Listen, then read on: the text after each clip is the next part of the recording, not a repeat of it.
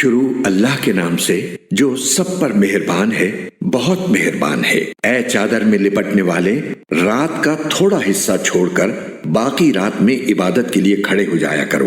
رات کا آدھا حصہ یا آدھے سے کچھ کم کر لو یا اس سے کچھ زیادہ کر لو، اور قرآن کی تلاوت اطمینان سے صاف صاف کیا کرو۔ ہم تم پر ایک بھاری کلام نازل کرنے والے ہیں۔ بے شک رات کے وقت اٹھنا ہی ایسا عمل ہے جس سے نفس اچھی طرح کچلا جاتا ہے اور بات بھی بہتر طریقے پر کہی جاتی ہے۔ دن میں تو تم لمبی مصروفیت میں رواں دواں رہتے ہو اور اپنے پروردگار کے نام کا ذکر کرو اور سب سے الگ ہو کر پورے کے پورے اسی کے ہو رہو۔ وہ مشرق و مغرب کا مالک ہے، اس کے سوا کوئی معبود نہیں، اس لیے اسی کو کارساز بنا لو۔ اور جو باتیں یہ کافر لوگ کہتے ہیں ان پر صبر سے کام لو اور خوبصورتی کے ساتھ ان سے کنارہ کر لو۔ اور تمہیں جھٹلانے والے جو عیش و عشرت کے مالک بنے ہوئے ہیں ان کا معاملہ مجھ پر چھوڑ دو اور انہیں تھوڑے دن اور مہلت دو۔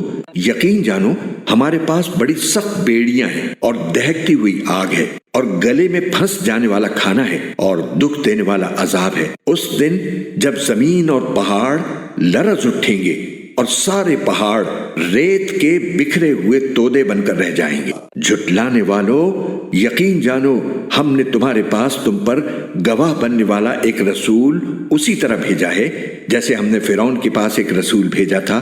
پھر فرعون نے رسول کا کہنا نہیں مانا تو ہم نے اسے ایسی پکڑ میں لے لیا جو اس کے لیے زبردست وبال تھی۔ اگر تم بھی نہ مانے تو پھر اس دن سے کیسے بچو گے جو بچوں کو بوڑھا بنا دے گا اور جس سے آسمان پھٹ پڑے گا۔